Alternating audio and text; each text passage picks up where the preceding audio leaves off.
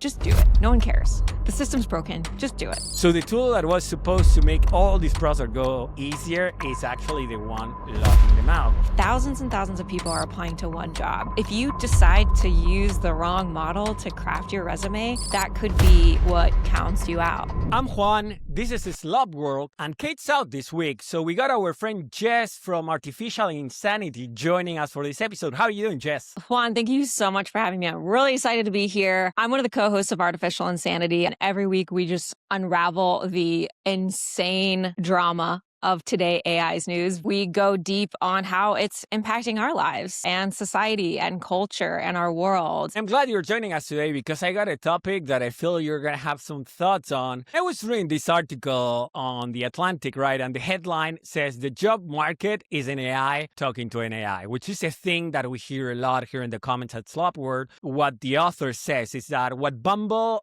and Hinge did to the dating market, we're just swiping, trying to get an answer. We don't.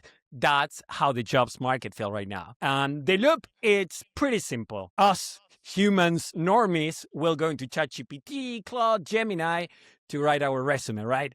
And then AI screener is going to read it because there are so many of us doing AI resumes that there's no way a human can go through them, right? So we're seeing this kind of like vicious cycle of rejection. And I have some numbers for you. 88% of the companies are using AI on hiring. So as I was doing some research for this, I found a paper where basically they evaluated like 2,200 human resumes and they had AI rewrite each one and then had the AI pick the better candidate. And even though I feel like you guys might know how it went, you do not know, and we'll be sharing us. I have so many thoughts on this. First of all, is absurd, but it gives a glimpse into all of these CEOs at these AI labs are always saying, well, first they were saying we want to replace jobs. Now they're like, oh, we just want to replace tasks. But if you're replacing tasks on both sides of a human exchange, what we're going to talk about today is just going to really show the consequences of when you take a human out of a transaction that is all about humans. We're going to go through all the consequences, including those that you're like, man, I did not know, but yes, it makes total sense. So I got some more stats for you. Let's talk about the children, right? The children that are going to school right now, full of dreams about their dream career and a full-time job with benefits. Sucks for you, kids. Anthropic, the most ethical AI company ever, had their own labor research that found that since 2024, workers aged 22 to 25 are measurably less likely to get hired into jobs that are most exposed to AI. So what we were able to do, they won't. The entry roles drop by half. Almost half since this has been happening. And mostly it's affecting tech. It's hitting the market on tech, legal, accounting, HR, IT. And basically what one of the people in this article said was like, it feels like the American dream is going away because of AI, right? Kids were left to learn AI, adapt, or be left behind. They went all in augmenting their resumes with ChatGPT. So the tool that was supposed to make all this process go easier is actually the one locking them out. So Jess, what we're about to see right now, it's going to explain why that's a problem, why the AI is doing the screening and preferred resumes written by AI by 82%. So not only you have all the people applying, AI rejecting you, but now AI actually, you got to make sure you're picking the right AI for your resume. And stay here because we'll explain why. While I've recently used AI maybe to clean up my resume or to match it to the job description, I would always take a few extra steps not to sound too AI because, take out any em dashes in my short answer essays or make sure I'm hitting all the buzzwords. But I would always want to make sure that I sounded a little bit human so that I didn't seem like I was cheating. But now, based on this, it's kind of like, oh no, you're supposed to sort of, not cheat, but just don't mess with the AI. Like if the AI writes your resume, don't draft it to look like you're more of human and that you didn't just use AI for your entire application. And now this makes me want to make sure that I'm just going to ask the AI to write my resume and don't ask questions, just submit and see what happens. Now, we'll go into what that thing that you do, that I do, that folks here watching the show do, it's a mistake. But not. So there's this paper that I found online that is called AI Self-Preferencing in Algorithmic Hiring, Empirical Evidence and Insights. It sounds very complicated, but it's actually simple, right? This is a paper by Jiang Go Ji Li and Jiang. And basically, they did a control experiment with 2,200 real human resumes from live career that were made, and this is very important, pre-generative AI, right? So these are before the end of 2022 when ChatGPT came out for us normies. Now, what they did is they grabbed these resumes made by humans, the kind we do in 22,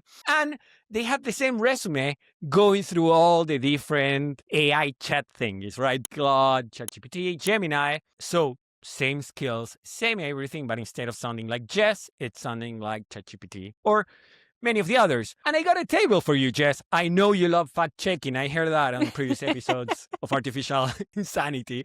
So, for example, let's say the company you were applying to was using GPT-4o as a model. The preference, the amount of times this model would show bias in which if your resume was grading with GPT-4o, it would be picked versus mine using Claude, the chances were 82%. You got Llama 3.3, 79%. One thing that is interesting is that, for example, if you use GPT-4o Mini, only 68%, which is still wild, but only 68% of these resumes will prefer versus a human-made one. So the bigger the model, the bigger the bias. Wow. So that's wild. It's pretty crazy, right? And like we said, the business that are hit the hardest are sales, accounting, finance. And there's an explanation for this, which is these fields are where soft skills actually matter. And this leads to more standardized language, right? Other things like art or manual labor, they still have a niche over white collar jobs, right? And one of the things this paper is saying is that if this pattern holds across hiring cycles, right, the more we do this, the more one writing style is going to win by default.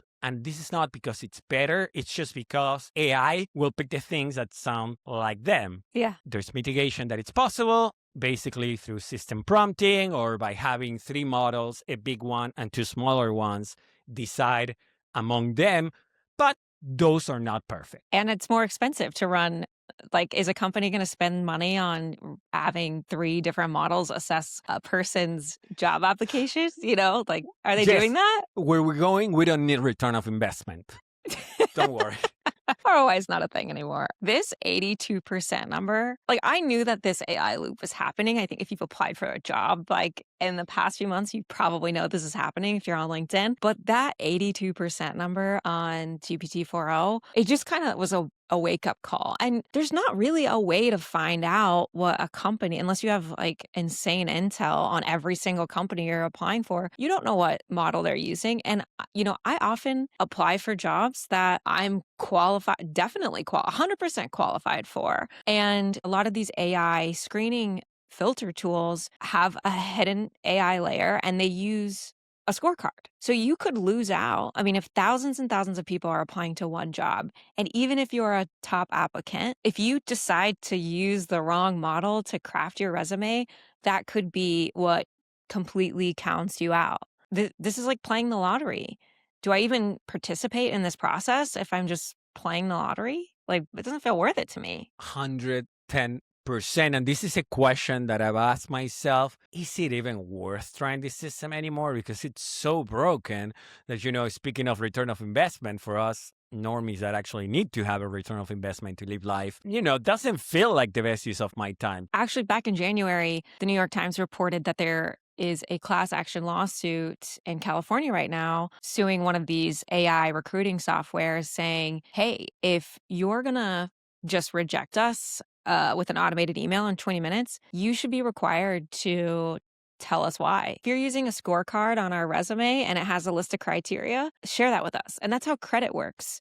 So if someone's going to scan your credit and decide if you're worthy of a loan, it's supposed to give you feedback on why. And these people want to apply the same thing to this process. But I do ask myself, like, would that make a difference here? Like, if I got feedback and it was like, you actually used ChatGPT instead of Claude to write your resume, that's why you lost out, then is that really going to benefit us? In theory, and if we have any lawyers here, please enlighten us, because I don't think you're a lawyer, Jess, are you? No, I wish. I'm not, but it feels to me, after 10 years living in this beautiful country where I live, the US, that would open companies to lawsuits and a lot of liability. So there's Hmm. no way a legal department approved this. Sounds like a great idea to me, right? Because Hmm. like you said, when I had to learn about my credit score as a middle-aged man moving into a new country, I had no clue. So this feedback was super helpful. But again, I think that it's a great idea in theory. I don't think a Yeah. legal department would ever say yes. Yep. One thing though, we had an episode which a similar thing to what you say, which is a workday episode that you can click up here.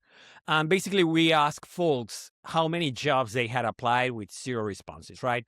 And one of the top comments with almost 1,000 likes is ghost jobs as well, right? Because now not only you have the AI locking you out, but also you have jobs that are not real. They harvest the resumes for data, training algorithms with it. So it's just wild right now. This leads into the next topic because it can always get worse, Jess. One of the things this article on The Atlantic was saying, and you were saying it as well, right? All of our resumes look good now. Same keywords, same punchy action verbs, star framework, the same ChatGPT cadence or Claude. I read a lot of Claude lately. And hiring managers, let's put ourselves in their shoes. They're humans too. Hmm. They need to pay a bill. They can't tell who's real.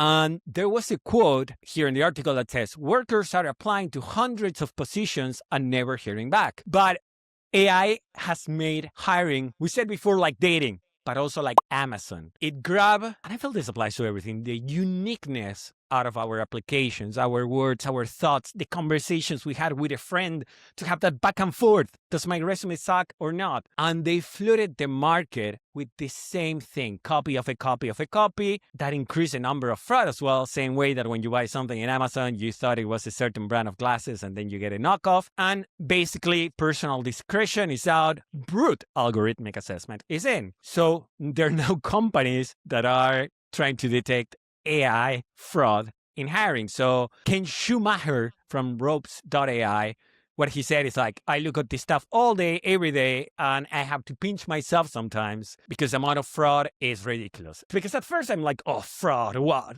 Doing, your resume with ChatGPT, is that fraud? A corporation is going to tell me that's fraud.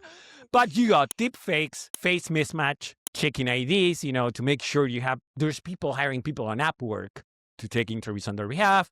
They can check for a VPN to hide the country. Inflated resumes, which is where, most folks might fall on that one. 67% of HR leaders are saying AI-generated applications are making the hiring process slower, more complicated. And in the UK, they're actually extending probation periods because they say they cannot trust who they hired. In one way, I love this because I love that these companies are using AI and it's completely biting them in the ass. Like, I love to see it.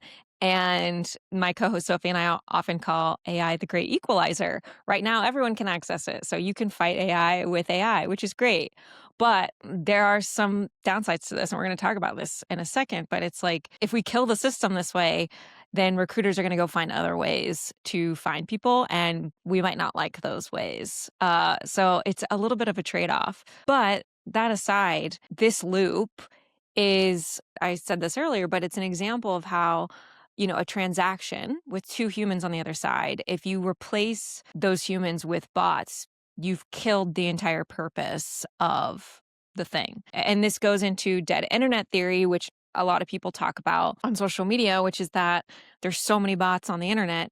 Eventually, the entire internet, all of social media is just going to be bots talking to bots, and we'll have no use for it anymore. So maybe we'll just walk away. Maybe we'll go touch grass. Like, it completely kills the purpose of the thing. And I think what makes this a little bit different than like dating apps and what was the other example? Oh, and Amazon. Amazon. Mm-hmm. Yeah, is that those are products. So if AI bots infiltrate and ruin the thing, the company has to reorient, right? They have to figure out how to not kill their product.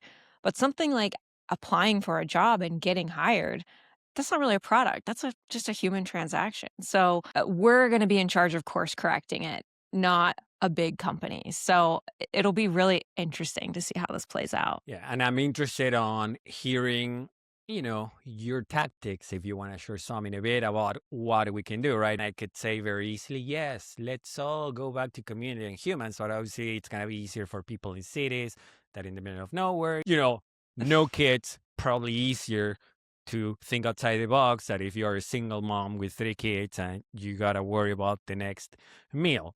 So it's not that easy. When you went like, I kind of love this, I was like, what the hell? Artificial insanity, y'all. But but it does make sense. And now I want to go precisely into what's next, right? One thing though, you were talking about fighting AI with AI. I just got an email a couple of days ago. I sent a screenshot to Kate by text because I had to share with her. I was like, see, token price is going up. Gemini just told us they're gonna start, for those of us that pay for the plan, it's going to start like measuring usage, kind of like do what Cloud does, that eventually you run out of usage for 5 hours. So I'm like, okay, Ubers are getting more expensive. We're getting there. They're Walmarting us all. Now, you were talking about, like, what do we do? Go out, touch grass, which I absolutely agree. And I see many people, analog hobbies are actually going up. Folks want to do things outside of an algorithm. I took a collage class recently. Loved it. Collage. Yeah. Like, do paper writing. Like literally like art, like an art class. Yeah, like an art class. We grab magazines, we clip stuff. You said collage, and I'm like, I can't even, that's not digital? I don't understand. Yeah, something with no algorithm. So companies, let's think about the easier solution, which is companies go to the oldest hiring method in existence, which is referrals, alumni networks, headhunters, which usually they'll go people like predictability. So that means the folks that are the most privileged, that were able to afford the fancy school, they get a leg up as usual.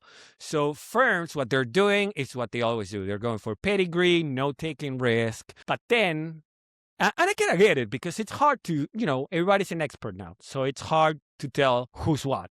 Like we said, AI was sold as this is going to democratize everything. Go on LinkedIn, put democratize, and you're going to get 10 million posts, right? But now they said, well, we're removing human bias and the algorithm will find the best person. But what actually happened is because these algorithms are trained on things that are biased, because it basically trained on us, now it has its own bias. And not only it has a bias against the usual folks, women, people of color, but it introduced a new character, which is the bias of its own voice. Now, if you don't sound like the model that it's evaluating you, that's going to be a problem for you. So the folks that told you adapt or be left behind, learn about AI, are kind of like going back in time and going for the oldest trick, who your dad knows. Yeah. And it's good to know that recruiters are going to maybe consider a human person instead of what they drafted. But the negative consequence of this is that we're just going to go back to narrowing the search down to just Ivy League graduates. And I was looking into how the scoring criteria works on like an AI screening software, resume screening software.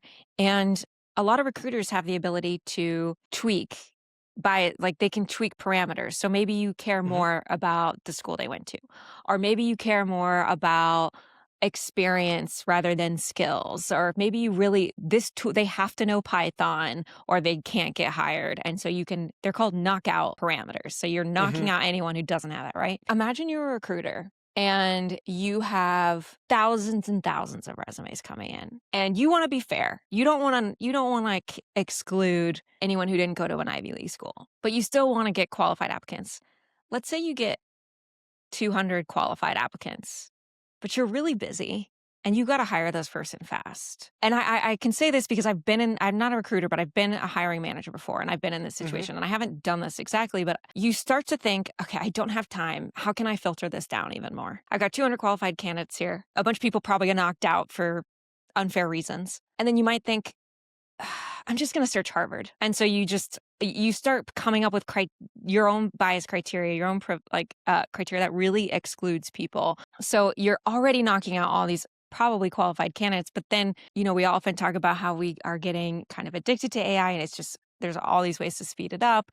And I feel like there's going to be so much bias toward privileged people, and we're going to exclude qualified candidates. Now, I have never once gotten a job by applying online, ever. And I don't have an impressive university on my resume, and I don't have a bunch of super big companies listed on my resume.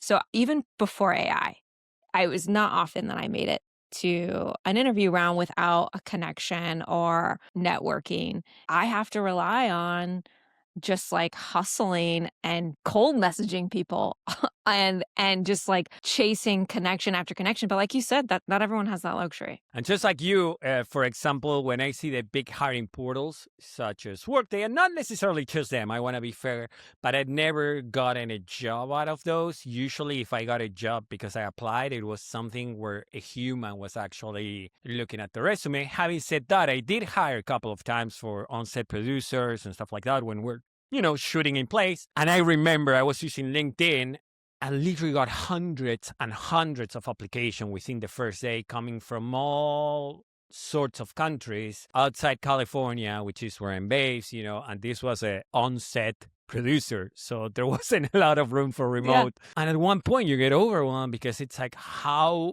do I even go through all of this, right? And even if we don't want, we have to filter. And when we filter, there's a big chance that folks that, like you said, do not have this time to hustle, to super tweak their resume in 4 different ways, even though they might be talented, even though they could contribute a lot of different ideas that could help a company generate profit, as it's been proven time and time again, that diversity helps companies do better. Those people, they're falling behind. You said you never got a job out of applying, right? And mostly it's through networking now. What's one thing that you learned that you would like to share with folks so that we can try to outsmart AI. It's tough out there, but what's been working for you? 2 things. One is, besides networking and, getting out there, go to events, just force yourself to. You'd be surprised how many people will welcome you at these things. But don't be afraid to cold message people. Now, this might seem like bad advice. And I've seen people on LinkedIn complaining, hiring managers being like, don't even think about cold messaging me. And if they say that, maybe don't. But you have nothing to lose. I have done it, and it has worked out for me 1 or 2 times, at least getting me to an interview. So I say don't be afraid to cold message. Just do it. No one cares. The system's broken. Just do it. The other thing is like, and this one I get, not everyone can do this, but I would be remiss to not bring up that since I started my podcast, it has led me to so many meaningful connections and in my industry. And what I learned is that everyone wants to talk on a podcast. And even if you have a small amount of viewers, I am shocked how many people have said yes to be on my podcast when I have like a small audience. And it's led to really important work connections. And I think is going to be like a part of my career now. And so, look, I know we don't want more podcasts in the world. That's all I ever hear about is podcast equipment's too cheap now. But the barrier to entry is low. And it's if anything, is a great excuse to meet people and get out there and hear what they have to say and maybe notice you.